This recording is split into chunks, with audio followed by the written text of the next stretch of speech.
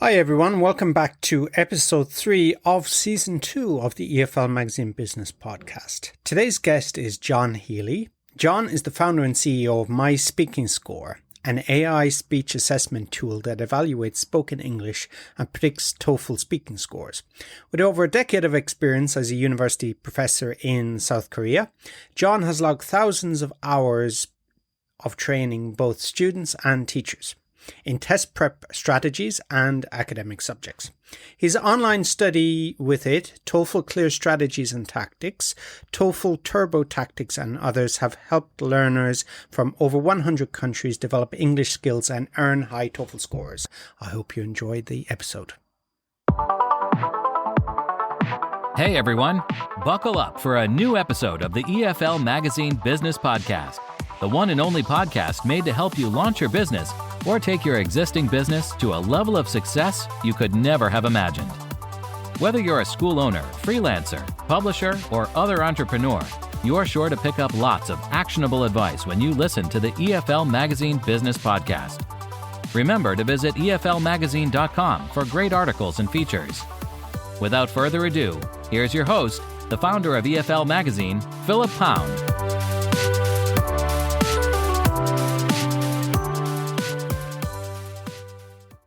Welcome back, everybody, to the EFL Magazine Business Podcast. And today's guest, it's my great pleasure, my thrill, and I'm overflowing with excitement to introduce you to the founder and CEO of My Speaking Score. Now we're going to go into what My Speaking Score is a little bit later. John Healy. John, nice of you to come on the podcast today. Philip Pound, I'm delighted. I'm honored to be here. And thank you for having me. And thank you also for everything you do for the EFL, ESL world. It's just an absolute delight to be here. Thank you very much, John. So we'll make a start. So we first came into contact, John. I think did I contact you through LinkedIn? Was that it? Or I sent, and you got back and say, I really want to get involved in the TOEFL Summit for teachers and managers. Or how did that come about? I can't remember. How did we first? I think that's right. I think you were stalking me on LinkedIn. Well, I wouldn't go that far. I got to tell you, I'm so glad you mentioned it, because it really is a powerful networking tool. And typically when you think about social media marketing or reaching your target audience, you think Facebook, you might think Instagram, but it was really valuable. And after, I connected with you, I noticed that my appearances in searches had spiked. So you may know that if you're a LinkedIn user, you get these little reports saying you appeared in so many searches this week, or this many people have viewed your profile. And as a result of our contact and my involvement in your incredible workshop a couple of weeks ago, I started getting so-called, I guess you'd say, noticed more, and allowed me to make other very, very interesting connections. So if you are a teacher or a LinkedIn user, I think that's a great piece of advice, Philip, is to get out there. Don't be shy. I think there are some good LinkedIn, what's the best word? Like LinkedIn strategies, I guess, where, you may want to, as you did, introduce yourself and say hi, and here's why I think we would be, good connections. But anyways, it's a great world, and as a result, it's kind of reinvigorated my interest in LinkedIn. So thanks for making that happen. Yeah, no problem. So for anyone looking for tips on LinkedIn, I've used it in the past. I've spoken about when I first started EFL Magazine about 6-7 years ago. I just contacted people through LinkedIn, and I don't think there's any secret sauce. It's just you offer something, or you make, or I think you offer something. So I said, well, are you interested in this summit? I think this would be something you may like to attend. So that got your interest.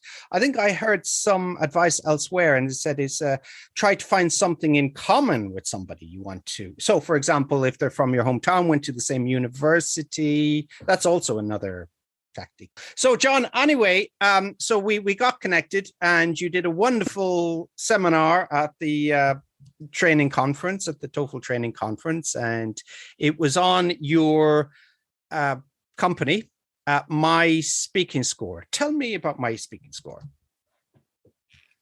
I would love to. So I'm a TOEFL instructor. Generally speaking, I've been in the TOEFL IBT world for years and years, all the way back in my days in South Korea and up to the present. And My Speaking Score is really a speech assessment engine that uses advanced speech assessment technology to estimate TOEFL speaking scores. So it's a great tool for teachers who want to estimate TOEFL speaking scores for their students. And it's a great self-help tool for students themselves who are preparing for the TOEFL and who need good feedback and good estimations on their speaking score. And in fact, it's a proxy. It acts as a proxy for ETS's proprietary SpeechRater technology. So that's what My Speaking Score is all about. And it's a platform that also connects students and teachers. We're really excited about it. It's been in the works for almost a year now. And we're getting some really good feedback from both the teaching and learning community out there. So thanks for the interest and the plug. If anyone is preparing for the TOEFL, especially that really difficult TOEFL speaking section, you know that you need good score estimates. Otherwise, you walk into the test, you pay your $300. And if you miss that target by 1 point, it's not only a disappointing waste of time, but also of money. So that's the problem we're trying to solve with My Speaking Score, Philip, in the market. Okay, so I don't like using this word, but I'm going to use it. It gives you some granularity. Is that right? So that, I promise this time I'll use that word. But somebody told me that, I mean, I like it. The fine-grained, analysis. There are a lot of probably, a bit silly ways to say it. Somebody the other day said, "I hate the word deep dive." I don't like when somebody says, "Today we're going to do a deep dive into TOEFL speaking," but you get the idea. You know that if you have any knowledge of TOEFL speaking, your speech is evaluated. Your responses in the TOEFL speaking section are evaluated by a piece of software called SpeechRater. It's a speech assessment engine. It's like AI. And you're also evaluated by one of ETS's TOEFL speaking raters, a real live human being. And the technology, the software, and the human rater typically listen for different things, qualitative things and quantitative things inside your speech.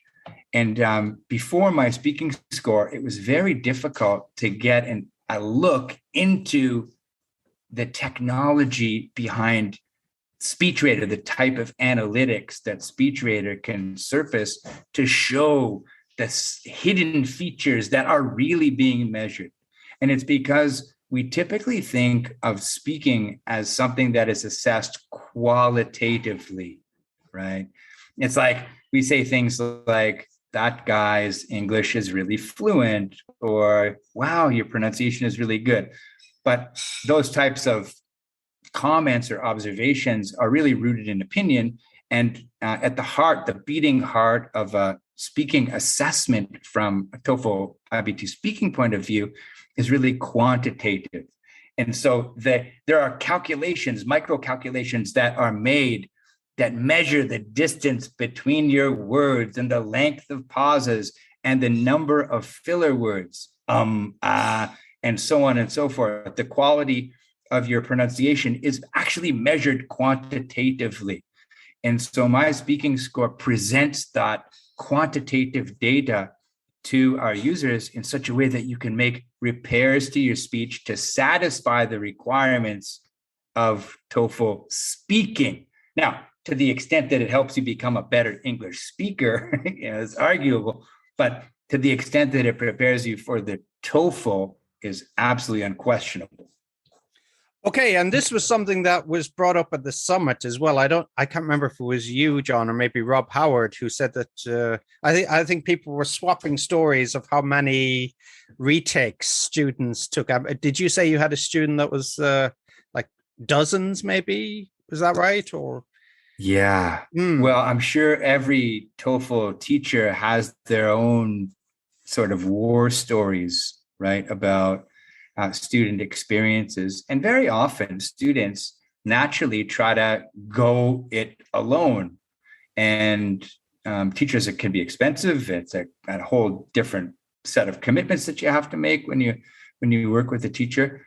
So it's natural that students want to try to take the TOEFL alone. And very often what happens is that an institutional requirement is you need a TOEFL score of 100. And the student will try to achieve that score by themselves and fail and retake and so on. And I think you're referring to the story of it's an amazing story, really. It's actually, the crazy part is it's a 3-part story, but I'll give you the very, very short, condensed kind of 3-act version of it. So about right at the time I was founding my speaking score, and I was building this tool to help this particular type of person who had tried and failed to achieve their target scores again and again. A guy came into my life, and I was a native Turkish speaker and had taken the test 7 times. And he wanted to be a pharmacist. And if you are a pharmacist educated abroad and want to become a pharmacist in America, you need to go through some recertification. And one of the recertification steps is achieving a high TOEFL speaking score of 26. It's very difficult to achieve. If you have a speaking score of 26, you're able to engage in very fluent responses and so on. So he couldn't get it. He was getting 25 and 25 and 25 and 25.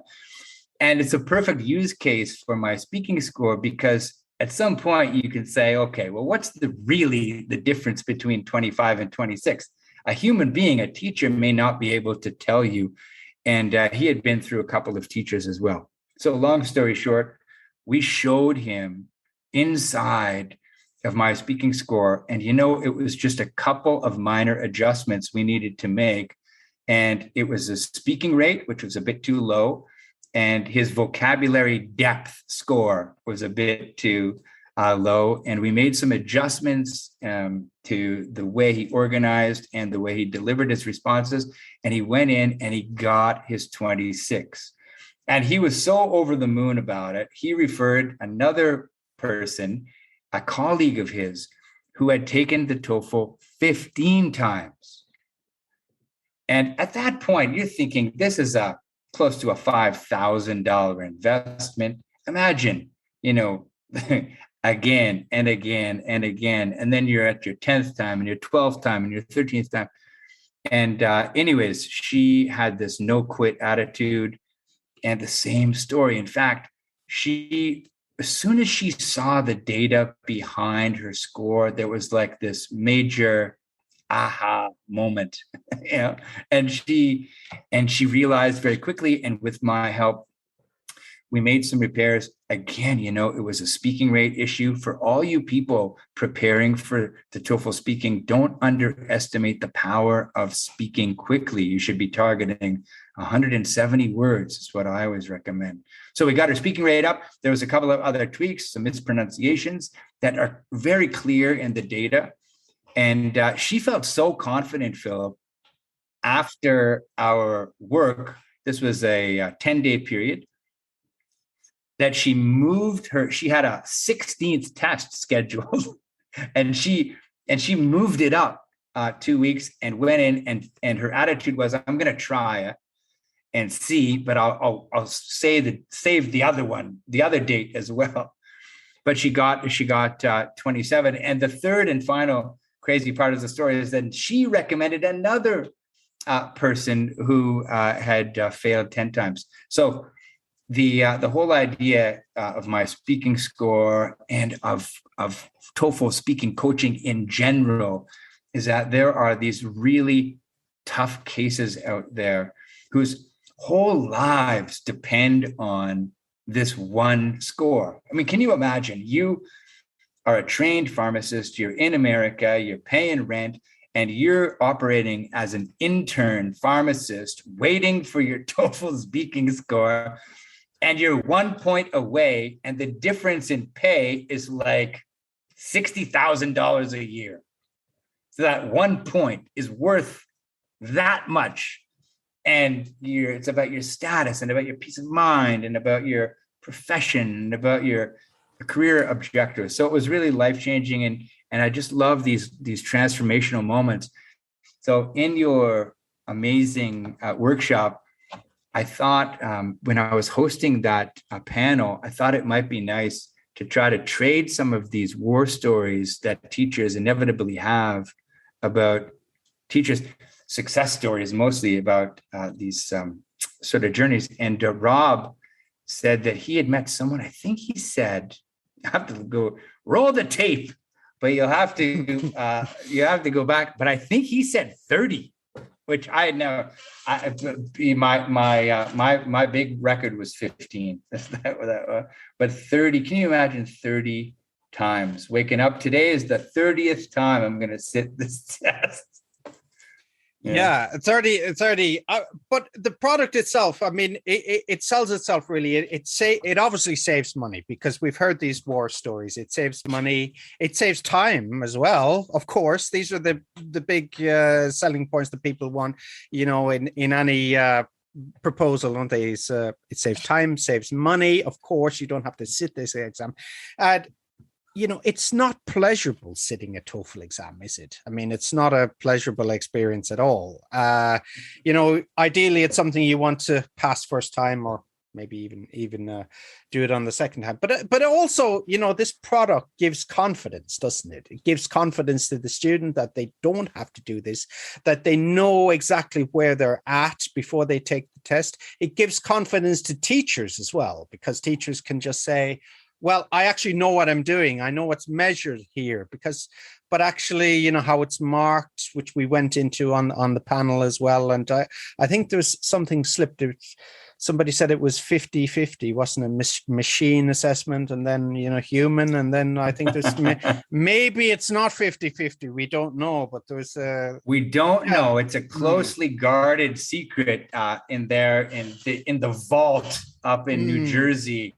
It's like you know, the secret sauce or the Kentucky Fried Chicken's secret ingredient. What's funny, you know, you mentioned that you don't want to take the TOEFL twice. I remember back in some of my earlier marketing ideas was that tagline, you know, nobody wants to take the TOEFL twice because it is stressful. And even since August of 2019, you know, the TOEFL has been shortened significantly, about 25% shorter, and they've reconfigured some of the sections to make them a little bit shorter. But as you mentioned, the holy grail of standardized testing, at the heart of that are really two concepts: reliability, the concept of test reliability, and test validity. And a test is valid if it's measuring what it's supposed to be measuring, and it's reliable if it does it over time. And when you're using a tool like my speaking score, what you're doing is removing the subjective analysis from the equation, and you're increasing the validity. And so this what I call the data first approach to TOEFL speaking means that it's the data itself that takes precedence, and your opinion, while still important, especially if you're a TOEFL teacher, kind of is deprioritized a little bit. And so the big time saver and the big confidence booster, as you mentioned, is saying, you know what, instead of relying on one teacher's opinion of my speaking performance, especially as you say, when you get into that granularity, the difference between 25 and a 26, are you prepared to make that call as a teacher on my 15th try, right? So it's best that we get valid and data results from the same assessment mechanism that is being used on test day. And to the point of whether or not it's 50-50, I don't think we will ever know, but I have some very good guesses, and I'm about to release a book, actually, and I want you to have the very first copy, Philip, but it's called TOEFL Speaking, a data-first approach to online teaching and teaching TOEFL speaking. That's the working title. Maybe a bit of a mouthful, but the idea is that we live in a time as TOEFL teachers where we can rely more than ever really on AI and data analytics to extract information from previously qualitatively assessed tasks like speaking. And so the whole idea about my speaking score is to bring and to encourage that form of data literacy into the TOEFL speaking world, especially for teachers who, as you say, may have varying degrees of expertise in TOEFL speaking, but many TOEFL teachers, TOEFL speaking teachers, TOEFL teachers in general, are really ESL, English as a second language, or EFL, English as a foreign language teachers, who also, quote, quote, do test prep. So it's like, I remember years ago in one of my meetings, this is back in 2005 when I was in South Korea, and somebody was advertising for a TOEIC teacher. And so of course I applied. Sure, I'm a TOEIC teacher, And so went to the interview with this Korean gentleman. He said, okay, John, nice to meet you. So what does TOEIC stand for? And I didn't know. It stands for Test of English for International Communication. We live in a world, Philip, crowded with acronyms. But my point is that I think you are alluding to this idea that sometimes if you're an English as a foreign language teacher, in other words, you teach English in another country like Korea or Saudi Arabia or somewhere, and you think, sure, I could teach the TOEFL. Isn't it just a test of English? And it is sort of, right? But my point is that it's really not. The TOEFL measures how well you take the TOEFL. It's best to think of TOEFL speaking in particular as a skill that's adjacent to, connected to, dependent on English, but it's a different thing. And it's sort of like, imagine you're watching guys like, I don't know if you play golf, but you can watch guys get out there and just hit drives, right? And they have the longest drive competition. And you're out there and you're watching these guys hit these tremendous drives, right? But that's all. They're not putting, they're not hitting out of the fairway. These are guys just hitting golf balls, and it's tremendous.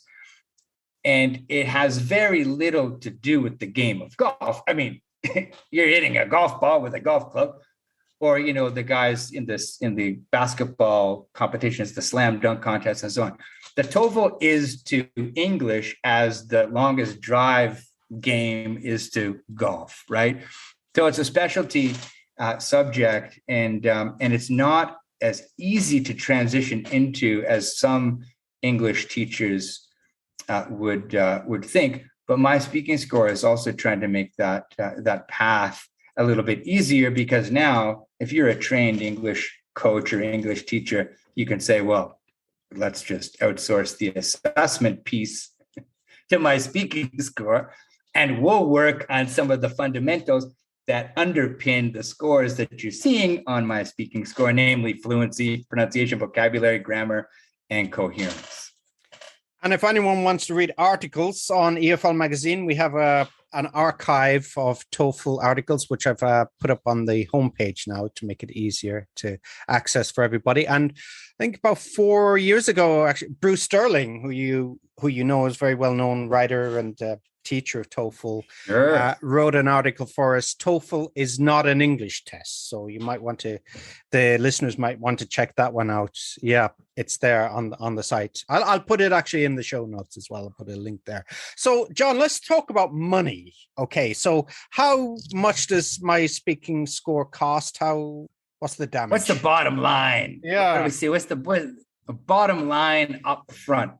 Fantastic. Well, if you sign up for My Speaking Score account, you immediately get 2 full reports absolutely free. So that means that you're able to record a response to a TOEFL speaking prompt and then get that report, that fully detailed report, which includes a downloadable audio file, your waveform, the breakdown of 12 speaking dimensions under 5 feature classes. This is a world of jargon. It'll make perfect sense to you once you go and you create your free account. But we also, of course, have tiers to help teachers, and currently our premium tier costs $24 a month, and it enables you to get 6 full reports and connect with 2 students, to onboard 2 students into your dashboard, where you can share progress and communicate with each other. Teachers can even send students some credits so that they can self-assess. And then we have a pro tier, which gives teachers 30 reports a month and 20 student connections. And that's our most popular tier. And if you're a teacher out there with a student roster of 4 or 5 students, you're starting to think about coming to a tool, especially if you're a TOEFL specialist, coming into a tool like My Speaking Score that enables you to maintain inside your teacher dashboard on My Speaking Score a list of your students, and to monitor in real time their progress. But we also service the sort of the students at a retail level, right? And these are students who may not have a teacher, and they can come in and buy reports very easily as well, including a 4-pack of reports for $16. We have other tiers as well. And so the more reports and analyses that you buy, the cheaper the score, the cheaper the price is. But for anyone who is interested in developing a more data forward approach to TOEFL speaking analytics, and understanding as you say, that fine-grained assessment of their speech performance, you can go to myspeakingscore.com and to get signed up and take a look at it for absolutely $0 today. Good, and we will have the link in the show notes as well. So, John, we will come back to My Speaking Score, but I wanted to get onto you, and we want to go down. Do you remember the Time Tunnel? Do you remember that TV show from the 60s? I think there was reruns in the 80s. There used to be a spiral tunnel. People would run down and they'd be able to travel in time. So let's go down the Time Tunnel to where it all started. How did you get into you're from Canada originally? How did you get you first went to South Korea? You've been around, so tell me a little bit about your journey. I love telling the story, and I haven't told it for a while, so it could be a bit rusty, but in a nutshell, back in around the Y2K time. Maybe some of our listeners are even too young to remember what that was like, right? And the build up to Y2K. But at that time, I was in the software world, and we were developing software in Ottawa, Canada, for mostly the federal government. If you're in the software business in Ottawa, you are working for the government of Canada in some way. And I was providing contracting services in a company called Network, and back in the day. And in 2003, I sold my company, and I had some free time on my hands, and I did what every 33-year-old guy would do with a fresh deposit in his bank account. I went down to Mexico and I hung around, and I sort of lived this aimless existence for a few months. And, I was walking down Rideau Street, and if anyone knows Ottawa, Ontario, Canada, beautiful city, my hometown. Rideau Street is the big street that you can find the Parliament buildings on. And I used to live in a little area called Sandy Hill. And one day I was walking down the street. I was going to the grocery store, and there was a banner that I had seen before, but had never really paid attention to. And there's a big banner on the second floor of this building right around the corner from my house. And it said, "Teach and travel, teach and travel." And on a whim, it's a bit unlike me, on a whim, I decided to walk up, and it was in the winter time. And I walked up the stairs, and I couldn't believe it. Behind the desk of this teach and travel place, I didn't really know what it was a woman that I had gone to high school with. And I hadn't seen her in 15 years, at least. And she said, "Hi, John." Like it had been 15 minutes. It was really strange. And so I said, "Jenny, oh my God." And so I said, "What's this all about?" And she said, "Well, come on back and let me show you." And what it was a TESOL training facility. And it was a 2-week program where they teach you how to teach English to speakers of other languages, TESOL, TESOL. And she said, "Listen, I can get you a bit of a deal." And I had nothing but time on my hands. And so I signed up on the spot. And I started going, I think it was like the next day, I started going to these workshops, these like 6-hour-a-day workshops. And they give you a big binders of, to turn you into this teacher who is then going to go travel. And so at one point in the training, they kind of, they point you towards this bulletin board, and there are all kinds of these job openings. And back in 2003, it was like, still a lot of faxing and stuff going on, but the holy grail jobs were the highest paying jobs were considered to be in Japan and Korea. And I'd known a guy who did a year in Japan. And for some reason, I just thought, well, it's just kind of, I know a guy who's been there. I if I'm going to do something, I want to break trail, and I want to go really as far out there, out of my comfort zone as I could. And so on a whim, I decided to go to South Korea, and it was like that. And so I got online and I found a couple of jobs, and I faxed over my resumes. And then I started receiving emails, and my phone started ringing off the hook at weird times of night. And it was all of these people in Korea, all from these so-called hagwons, these little language learning academies for kids that teach kids English, that were interested in my resume. I couldn't believe it.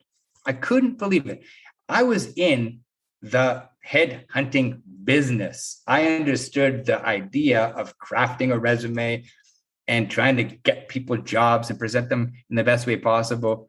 But I had no idea the demand for English teachers. And I think it still exists. I'm sure it does, in fact, in South Korea and elsewhere.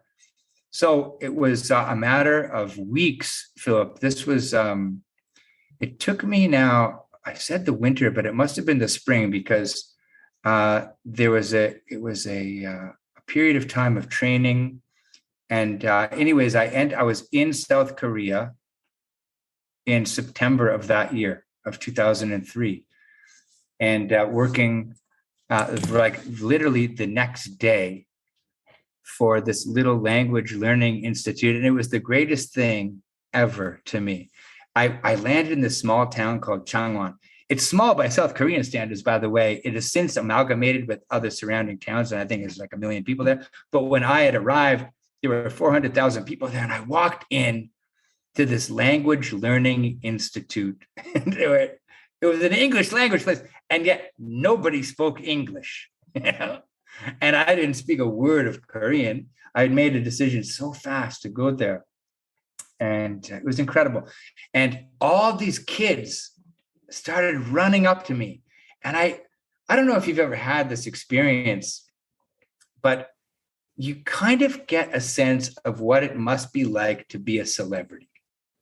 For a moment, there was definitely the only Weigukin, the only foreigner certainly in that little neighborhood where they had installed me into a furnished apartment about the size of a small living room, right? A tiny little place. But I was exhilarated, and I immediately felt at home in the classroom and building rapport with these little kids.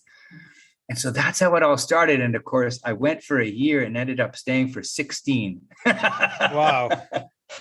That's that. Yeah, but I can kind of get where you're coming from with the celebrity bit. When I lived in China, one day I was in McDonald's having a coffee, and I just looked over my shoulder, and there's this kid, as happens sometimes in China, just staring at me in through the window.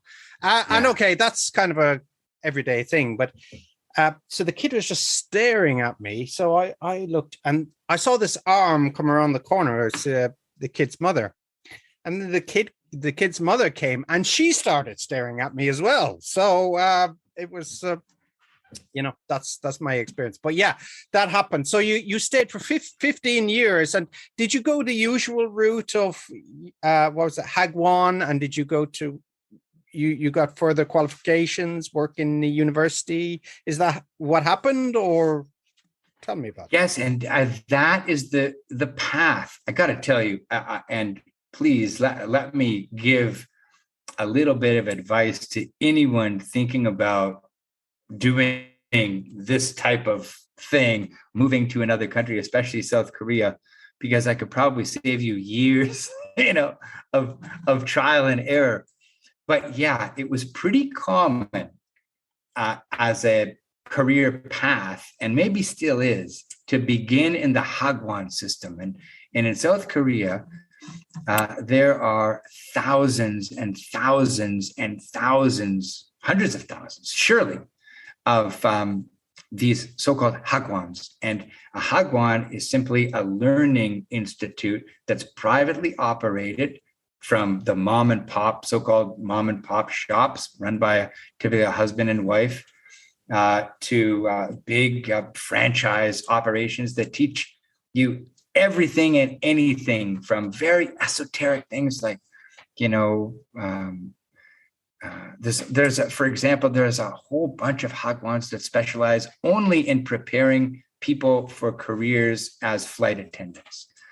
There are all kinds of musical Hagwons. My nephew attends one that's only for advanced tuba players, Anyway, but the biggest Hagwon presence is the language learning Hagwons. And of course, everyone in South Korea is involved in some way with the Hagwon. And for example, it would be strange if as a kid you didn't go to a Hagwon after school. These kids there endure these grueling academic schedules. So all to say that there's lots of work there, but probably the reason for so many vacancies at the Hagwon level is, as you're saying, the next step up is probably a bigger Hagwon. So that's what I did. I started off in this small town and I stayed there for 2 years.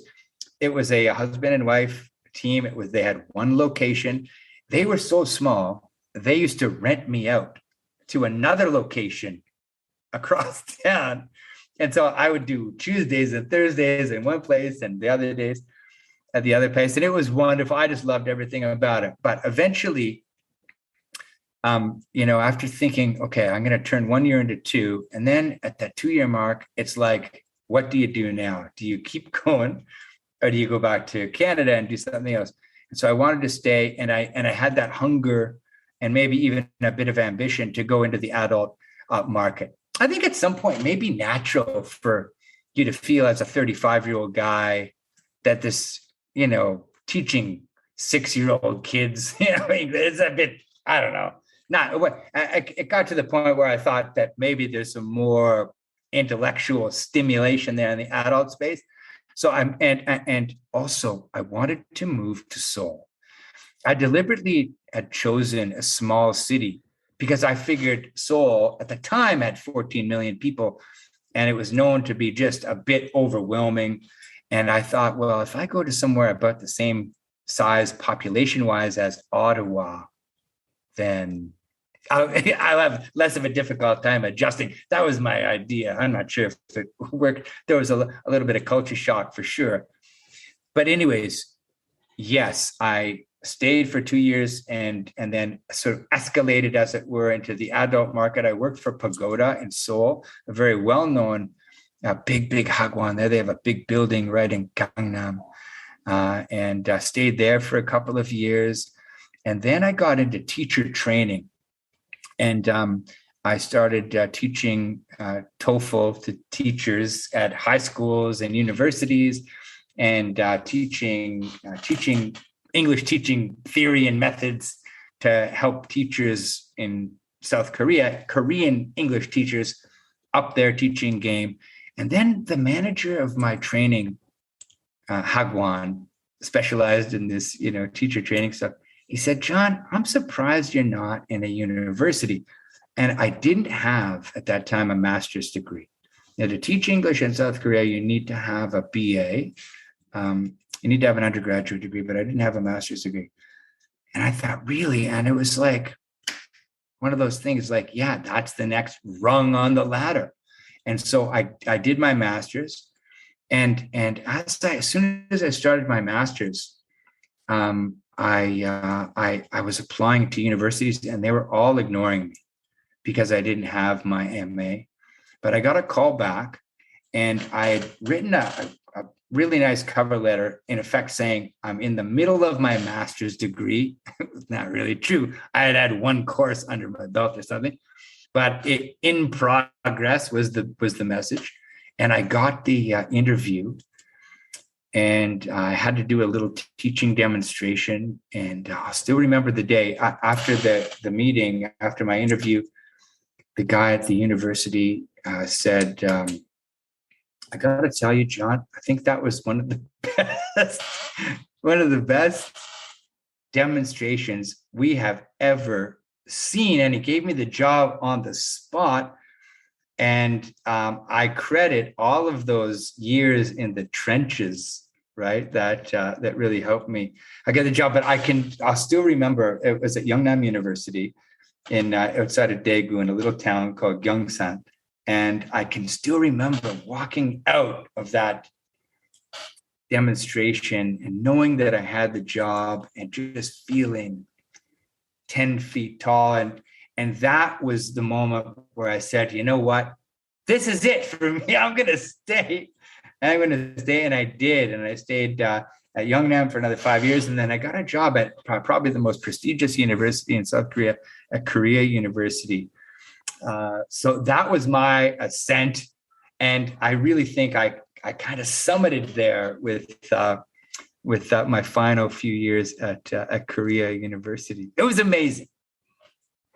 So I just want to pick your brains on the future of university teaching, because there's there's a few challenges out there for universities, isn't there? For example, in South Korea, there's the population is going to drastically decline, worse than, let's say, Japan or China within 20 years. Actually, a dentist student of mine gave me that information. But there's also the challenge from online and AI, of course, and, there's cheaper entrants coming into the market. What's the market like for university teachers and for teachers in general in what they call eikaiwa here, which is maybe like hagwon in Korea? Where do you see the market going? Wow. I remember having a conversation like this about 12 years ago in South Korea. And one of the things we used to do, this was back when I was in Pagoda, my first private sector gig teaching adults. And one of the things we used to do is try to get so-called conversation material together. And you'd find these little pieces of reading and anything that you think would drive a conversation with adults in these conversation classes. And a really popular one that was going around at the time was something like, the Philippines estimates that by the year 2013, which, back then was like the distant future, by the year 2013, 80% of English teachers will have been replaced by robots or something. And it was always one of those pieces of content that would surface a variety of opinions, and thus was probably a very good choice. And it always worked well in conversation classes. That's what I think of when you ask me that question, because on the one hand, it's easy to see and to say as a proponent of artificial intelligence, my speaking score of offloading a lot of the assessment work that traditionally were done by teachers, that the future is pretty gloomy for some type of teachers, right? And that this, some specific niche teachers might become obsolete. But I think the future has got to be looking very great for human beings who, as you said at the top of the podcast, are in a position to offer tremendous value and to do what teachers do best, which is to decompose complex issues into simple, accessible, interesting, engaging, exciting subjects, and to deliver that material in a way that really changes lives and adds values to people's lives. So generally speaking, I would say that if you are interested in pursuing a career as a teacher of any kind, or as an EFL or ESL teacher specifically, I don't see any real threats there in the environment. In fact, I see it getting more and more competitive. Specifically in terms of careers in South Korea, our greatest tool was Dave's ESL Cafe. I was going to mention it actually a little bit earlier. When you said 2003, Dave's ESL Cafe came into my mind, and the yellow background with the hyperlinks, the blue text, and it's still going. Dave Sperling. Yeah. It's still, the reason I mention it, because I had a thought.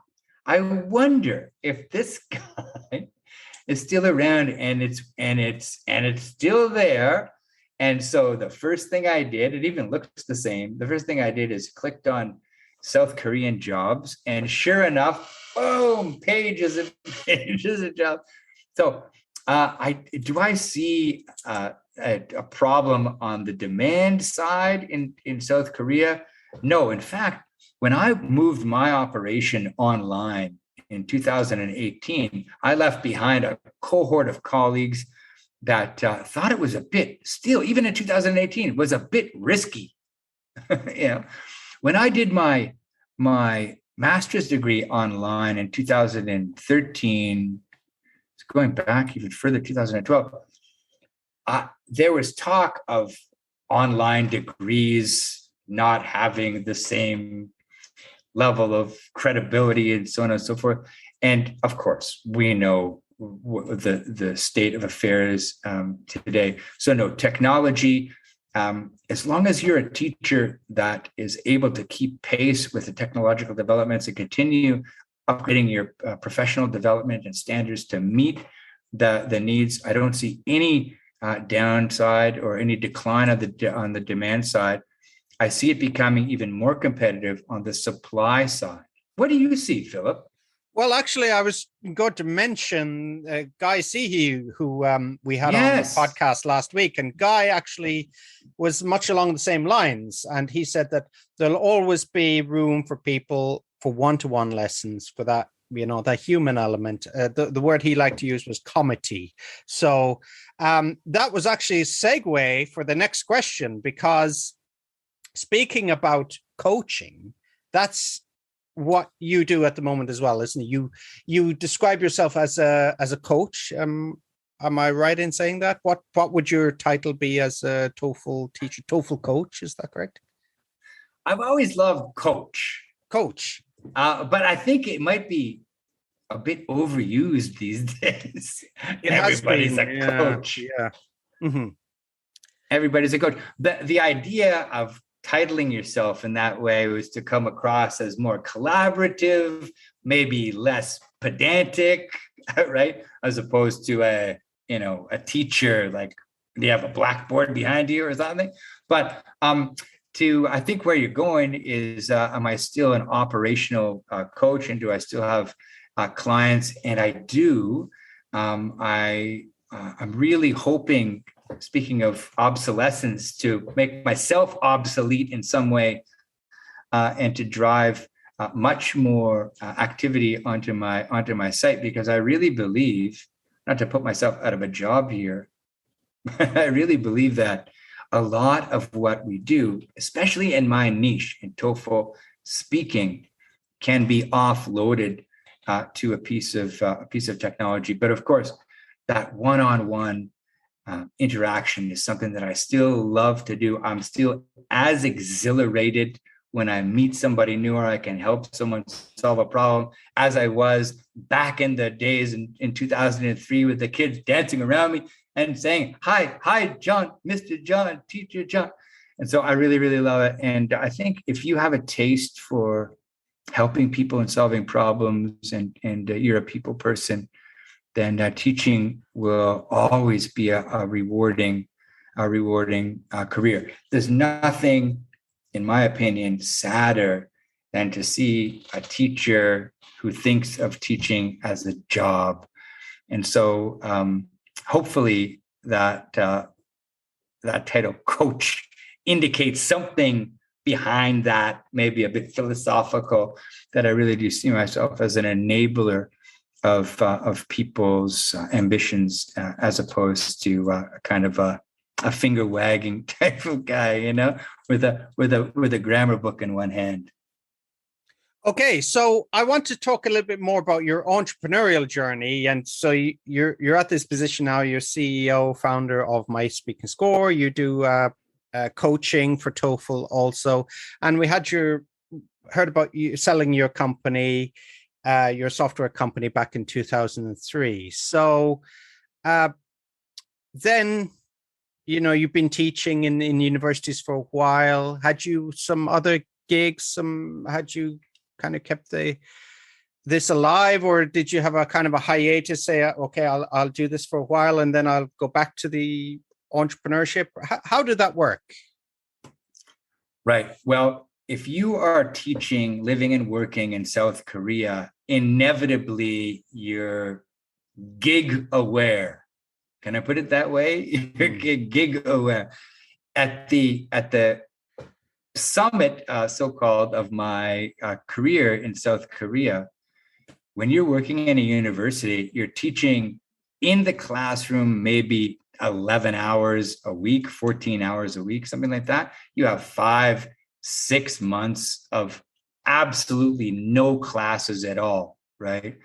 So you can figure out that you're working, a couple of hundred hours a year. So it opens up all kinds of possibilities. not only for you to think about alternative interests and develop other activities, but to maybe take on a little side gig. So my first foray into that world was into the courseware development world, and I can remember back in 2016. I came across I started my first blog. I was very proud of it, and had absolutely like 3 readers a month or something. But I had my little self-hosted WordPress site, and I would write about all things EFL. And it was called Grab 6.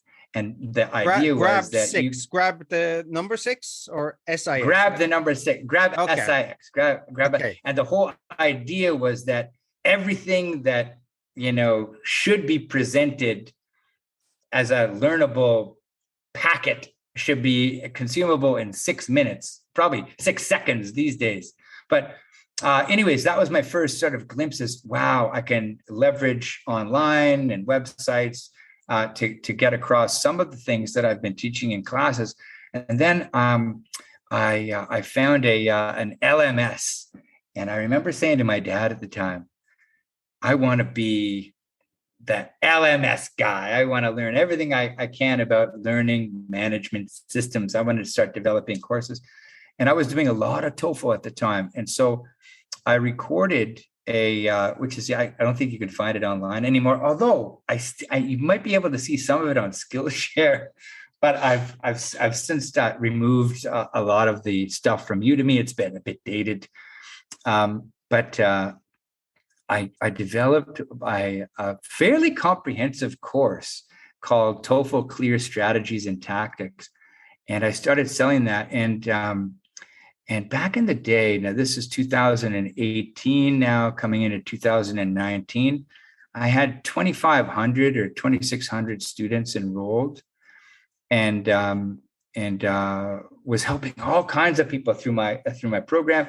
And then I developed another one called TOEFL Turbo Tactics. And so at that time, it was that perfect opportunity for me to say, okay, yes, you can simultaneously maintain a career in academia and nurture that ambition that I had to get out there in the private sector and to see if you could create something that has value and actually sell it. I remember selling my first course online and getting that first ding in PayPal and thinking, it was $99. And I thought, this is absolutely incredible that I can dream up something, film it, badly in a badly lit room in my house, put it online, and somebody's going to give me a credit card. And it was exhilarating. And so that was really the catalyst. And I started thinking and talking with my wife about eventually transitioning out of academia and more into online. And then one thing led to another. So then from the blog to the courses to my speaking score in a relatively short amount of time. We're talking about 4 years. One of the things that exist out there for self-styled online teachers, people who are looking to transition into the online teaching world, either as a gig or full-time, that didn't exist when I did it, is that there's so many good people out there. I'm thinking of Amy Porterfield and Ryan Levesque and Aaron Fletcher and so many others in the Ezra Firestone I'm a big fan of.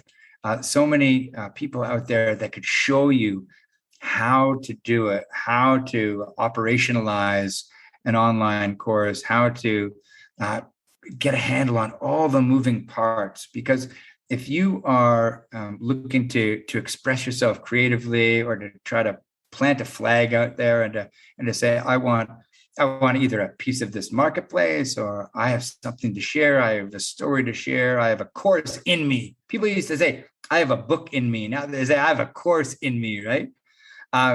but it is can be daunting to figure out on your own. And so on the trend side of the equation is, you have to figure out, is there a market for my message? And is there an audience out there that's actually potentially going to buy something from me? But then there's the walking your own path part of it, which is I see this gap in the marketplace, and I know that my own style, my own message, and my own story, and my own teaching techniques can fill that void profitably. And I wish I had access to some of these amazing leaders who show you how to set up everything you need to operationalize a course. And with platforms, not only like My Speaking Score that help you with the assessment side, but other platforms that enable you to publish a course very, very quickly. There are a lot of options out there, and I'm not surprised to see so many people moving to the online world. You see more of a movement from offline to online in the teaching world? Well, I think through COVID, it's natural, isn't it? But even post-COVID, I think it will change, and especially here in Japan, there's been they've been slow to adapt or adopt. Let's say adopt to online teaching traditionally. I mean, even I don't know what it was like in Korea, but people took the Shinkansen, the bullet train to Osaka to have a meeting rather than have what we used to call teleconferences. We don't. That term is probably redundant now. We don't. We have Zoom, so maybe teleconference is a word of the past. But I think naturally that's the way. I think the general trend with businesses is that people don't want to return to workplaces, do they? They want to work from home. They know that commuting wasn't necessary. They could do most of the work. They could be productive. But of course, that's different for different companies. Some have actually bricks and mortar assets that they need to fill, and with others, with other tenants. But I think even here in Japan, Fujitsu, for example, is they're going to change to working from home within. They're phasing out all the leases. I Philip, think you have to do it. Yeah, but they have to do it. My brother is an executive at Microsoft. They're doing it. They're realizing, as you're saying, that the days of saying to people, we expect you in the office, and the old idea of the supervisor kind of looking sideways at you as you're rolling into the office at 9:02. Those are really old ideas, and they're premised on the assumption that unless you're being actively supervised, you're probably not, doing your job. And I think for a large segment, as you say, not all of it, but a large segment of the economy, those ideas are not only wrong, they're being proven wrong faster and faster, thanks to, in part, the acceleration that occurred after COVID, and the response that companies have had to adapt to the growing demands of their employees to be autonomous. And it's not so dissimilar from the teaching world. It would be unheard of even a few years ago in South Korea to put your kid online, and it never made sense to me, practically speaking. Like in South Korea, like, why not have your kid in the house, right? Why put your kid on a school bus in a traffic jam to send him 45 minutes away to a hagwon where he goes up, and so there's so many tremendous benefits. And I'm chuckling because I just put my 3.5-year-old daughter online. And you think maybe kids that young don't have the attention span or the desire or whatever, but Kayla's been amazing, and she's learning Italian online and French online. She's taking ballet classes online, And so with those twin forces of the private sector and technology companies all operationalizing work from home initiatives and online teachers, being able to provide tremendous value real time, as you say, in Zoom or through the creation of courses, there's a clear pattern here that has to be really exciting for anyone with a laptop, an idea, and high-speed internet connection, right? So if you were starting again with a business in ELT, EFL, what would you do? So for people out there, where is the money to be made? Yeah. In this. Okay, well, let me tell you where the money is not. And that little anecdote about the ballet class is not it. And people say $100 an hour. That's the dream for me. And that's wonderful. Okay. But when we're talking about real money, you have to adapt a different mindset, and you have to stop trading your time for money. You can no longer do it. It's not scalable, right? You could get all excited and think, well, if I could make $100 an hour, I could teach 12, 14 hours a day, that'd be great. And then I'd be making, $30,000, $40,000 a month. That's over $250,000 a year. That's $300,000-$400,000 a year. This is incredible, right? And of course, it's a perfect example of pushing, a practical idea to absurd limits. The answer is, if I had to go back, I would become much more fluent earlier in communication, online marketing, including copy and audience building. In fact, you know what? And I consider myself to be pretty good at it now. I just had my eyes opened by someone who was on the workshop, and it's her name is Karen DeVecchio. I hope I have that right. So like the Ponte Vecchio in Florence, the same spelling. I love it. The Ponte Vecchio. Oh my God! I was just there the other day. I'm hearing the song in my head. The Ponte Vecchio is for Puccini, isn't it? Yes. That's right. It's. I'm sorry. Let me just do a take two on that. It's sorry. Karen Karen is Lavecchia. It's her name. Lavecchia. But my point is, try to track her down on Clubhouse because she's amazing.